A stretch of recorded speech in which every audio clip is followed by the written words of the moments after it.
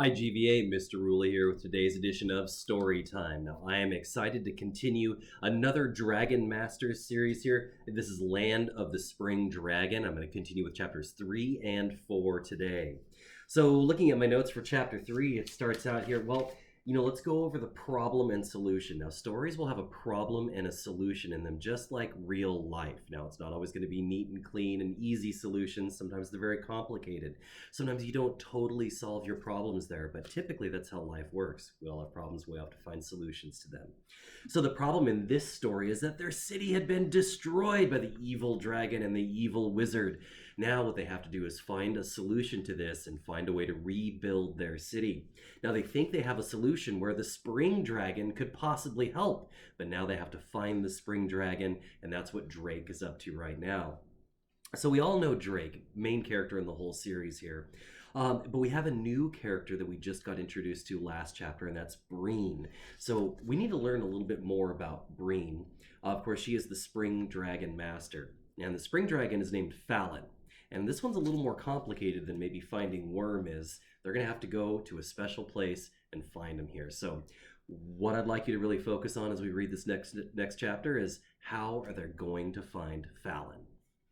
Chapter 3, The Test. When the light faded, Drake opened his eyes. Worm had transported them to a field of wildflowers. Breen stood by the well that the dragon's stone had shown them. Breen walked over to Drake and his dragon. She looked up at Worm. "Hello, Worm," she said. "Well, that's an unusual name for a dragon, isn't it? But I can see why Drake named you that." Then she turned to Drake. "Hello, Drake," she said. "Glad to meet you." "Well, we already know a few more things about Breen.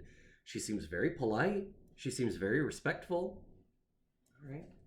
Well, glad to meet you too," Drake said. "It's nice that you and your dragon are going to help us." "Now don't get ahead of yourself," Breen said. "Before Fallon will agree to help you, you must find her."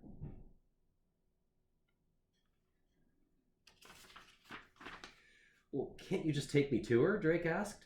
Breen grinned.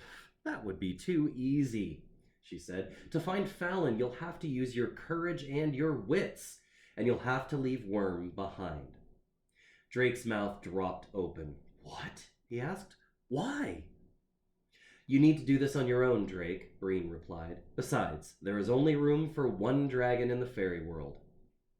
Drake's dragon stone began to glow. He looked at Worm. "I wasn't expecting this, Worm," Drake said inside his head. "You will be fine," Worm promised him. "I'll be here when you return." Now remember, with that dragon stone, they can communicate telepathically, right? They can think their thoughts to each other. That'd be pretty cool. Drake turned to Breen. "Okay, I'm ready.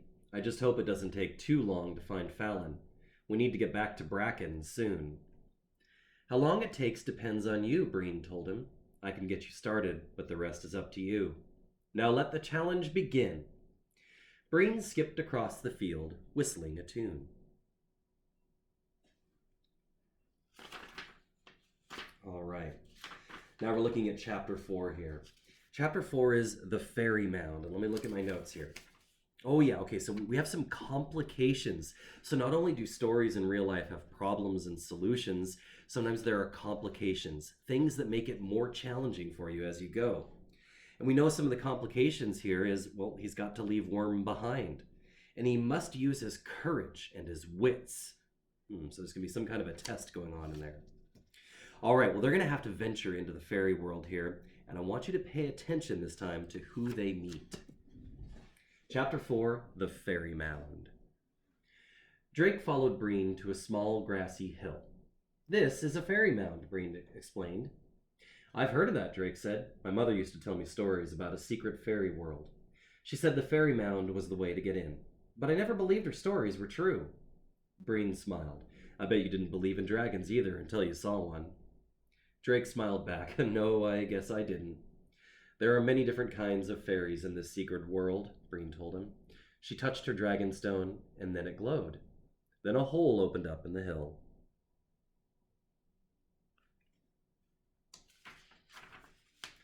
Breen stepped inside, and Drake followed her. They passed through a dark tunnel that opened up into a field of flowers. This place looked almost like where they had just come from. But Drake could see that it was different. The sky was a strange shade of pink instead of bright blue. The colors on the flowers looked brighter. Welcome to the fairy world. It is similar to our world, but quite a bit different, Breen said. You'll see. Come this way. Drake followed Breen down a path through the meadow. Breen stopped at the start of a forest. The path split in two different directions. All right. Can you see some of the magical creatures going on in there? I see someone hiding behind here. I see this cool little creature. I see these cool little creatures here. I love these little doodles.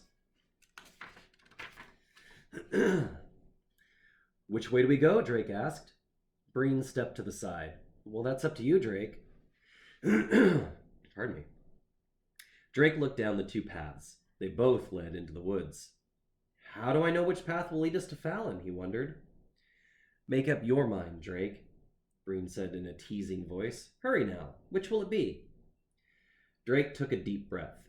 Suddenly, he heard voices behind them.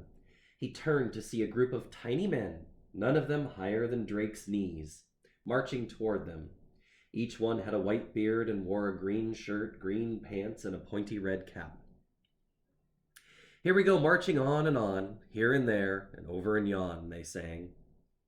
Those fairies are called redcaps, she explained. They are marching around a lot. The redcaps marched toward Drake and Breen without glancing at them.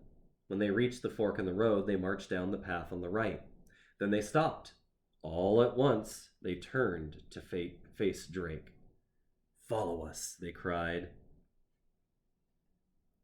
All right, there are all the little redcaps there.